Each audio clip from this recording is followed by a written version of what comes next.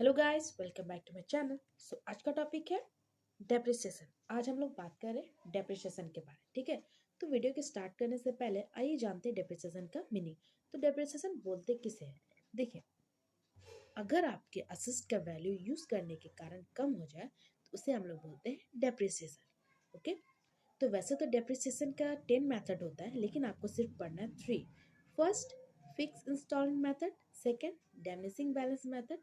Third है annuity method. तो जो फिक्स इंस्टॉलमेंट मेथड है उसको हम लोग ओरिजिनल कॉस्ट और equal instalment method and straight line method के नाम से भी जानते हैं। ओके, तो चलिए वीडियो को स्टार्ट करते हैं और कैसे बनता है डेप्रिसिएशन अकाउंट सीखते हैं। तो here is a question. On 1st April 2015, a limited company purchased a machine for 1,90,000 and spent 10,000 on its installation. 1st अप्रैल 2015 को एक कंपनी है जिसने मशीन खरीदी 1,90,000 और उस पर खर्च किया 10,000। क्लियर है? At the date purchase, it was the estimate that the scrap value of the machine would be 50,000 at the end of 6 year। उसके बाद उसका एस्टिमेटेड स्क्रैप वैल्यू निकाल गए। स्क्रैप वैल्यू मतलब अगर आपको मशीन बेकार हो गई, ठीक है, बेकार होने के बावजूद आपको जो अमाउंट मिल रहा है उसको हम लोग बोलते हैं स्क्रैप वैल्यू। क्लियर है? तो यहाँ पे स्क्रैप वैल्यू दिया हुआ 50,000। प्रिपेयर डेप्रिसिएशन अकाउंट 4 years, 4 साल का डेप्रिसिएशन अकाउंट बनाना है आपको बाय फिक्स इंस्टॉलमेंट मेथड से। Books of account close on March 31st every year. हर साल आपको बुक क्लोज करना है 31st मार्च एवरी ईयर। ओके, सबसे पहले तो आप लिखिएगा यहाँ पे हेडिंग मशीन खरीद रहे तो मशीन अकाउंट। क्लियर है? फॉर्मेट कुछ इस तरीके से ड्रॉ कीजिएगा।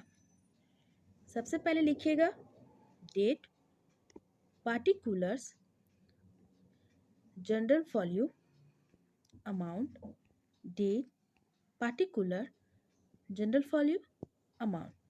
ओके, तो हम लोग डेप्रिसिएशन पहले निकाल लेते हैं। ठीक है, तो डेप्रिसिएशन निकालने की छोटा सा फॉर्मूला है।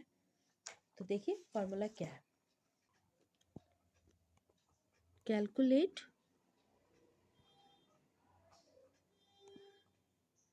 Of depreciation.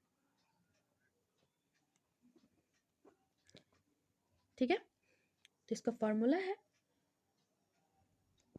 Cost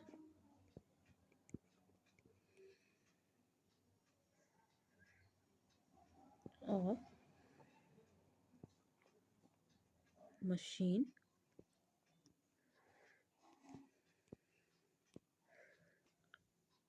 minus scrap value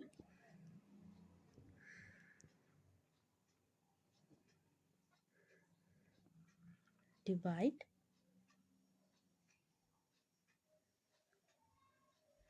expected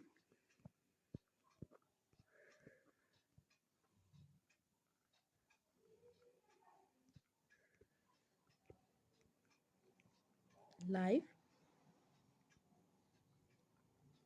of machinery. ठीक है, मशीन है तो मशीनरी लिखिएगा, फर्नीचर रहेगा तो यहाँ पे फर्नीचर कर सकते हो आप। ठीक है, कुछ नहीं, कॉस्ट ऑफ मशीन में से स्क्रैप वैल्यू घटाइए और जिस एक्सपेक्टेड लाइफ था उससे आप डिवाइड दे दीजिए। तो कॉस्ट ऑफ मशीन कितना था? टोटल कॉस्ट ऑफ मशीन जोड़ देंगे हम 1,90,000 एंड द 10,000, कितना हो गया? 2,00,000। यहाँ पे लिख दीजिए 2,00,000 माइनस स्क्रैप वैल्यू कितना दिया हुआ था? 50,000। सब्ट्रैक्ट कीजिए, divide expected life of machinery कितना था? देखिए यहाँ पे दिया होता 6 ईयर, नीचे लिख दीजिए 6। ओके, 2,00,000 में से 2,00,000 में से 50,000 घटाएं, कितना आ गया? 1,50,000 बाय 6। ओके, 6 को जब आप डिवाइड दीजिएगा इससे तो आपका निकलेगा 25,000।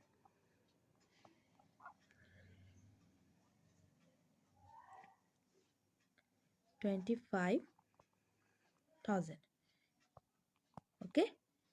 ये जो 25,000 निकला, ये अब 4 साल का बनाने बोल रहा है, तो चारों साल में आप सेम दिखाइएगा, ठीक है।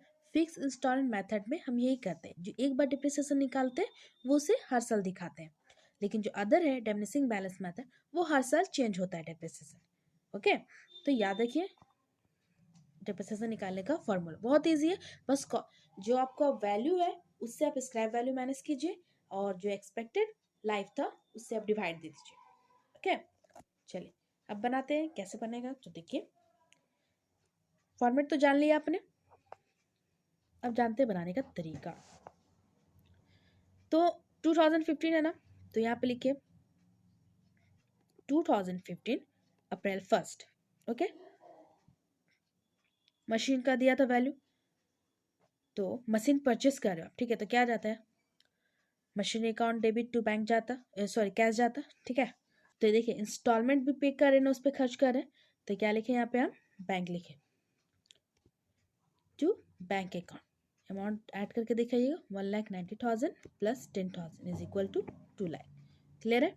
अब इस साइड देखिए 2015 था, तो इस सेट क्या हो गया 2016, क्यों, क्योंकि 1 अप्रैल है और हमको इंड ईयर बनाना है 31, तो ईयर चेंज हो गया, तो लिख दीजिए March 31।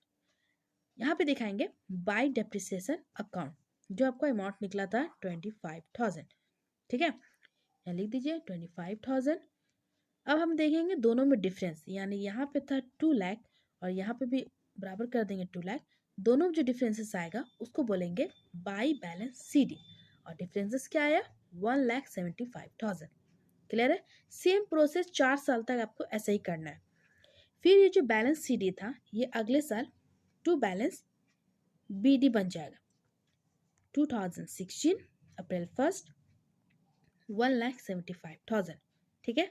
16 है, इस साइड क्या गया 17, फिर लिख दीजिए 31 मार्च, बाई डेप्रिसिएशन सेम अमाउंट 25,000, फिर मार्च 31 बैलेंस करेंगे दोनों साइड 1,75,000, उधर भी 1,75,000, घटाइएगा तो कितना आएगा 1,50,000। इसे हम क्या करके दिखाएंगे, बाई बैलेंस CD, ओके। फिर इस साइड ट्रांसफर कीजिए, ईयर हो गया 2017 अप्रैल 1 टू बैलेंस BD 1,50,000, ठीक है। फिर 2018 कीजिए 17 to 18 31 March, by depreciation account लिखेंगे, जो डेप्रिसिएशन निकला था वही डाल दीजिए 25,000, फिर दोनों को इक्वल कीजिए 1,50,000 1,50,000, और जो डिफरेंसेस आ रहा उसे दिखाइए मार्च 31 बाई बैलेंस CD 1,25,000। 3 साल का बना, एंड द लास्ट ईयर 18 है। फिर इधर फर्स्ट कीजिए 2018 1 अप्रैल टू बैलेंस BD 1,25,000, इधर हो गया 2019 31 मार्च, बाई डेप्रिसिएशन अकाउंट 25,000, फिर हम इसे इक्वल करेंगे 1,25,000, इधर भी 1,25,000, जो कमी आएगा उसे बोलेंगे बाई बैलेंस CD 1,00,000। 4 साल का बन गया। अब जो ये जो लास्ट ईयर जो आया इसे न्यू ईयर में दिखा दीजिए, यानी कि 2019 1 अप्रैल टू बैलेंस BD 1,00,000, और बुक को कर दीजिए क्लोज, ठीक है। समझ में आया आपको। फॉर्मूला ध्यान में रखिए कि कैलकुलेशन ऑफ डिप्रिसिएशन का फॉर्मूला ये आपको जानना बहुत ज़रूरी है कि कैसे कैलकुलेट होता है। अगर ये याद नहीं रहेगा तो डिप्रिसिएशन निकलेगा नहीं, और डिप्रिसिएशन नहीं निकलेगा तो आपको क्वेश्चन बनेगा बिल्कुल भी नहीं, ओके। इसी तरह अपने बुक से प्रैक्टिस कीजिए। मिलते हैं नेक्स्ट वीडियो में नेक्स्ट टॉपिक के साथ। See you in the next video.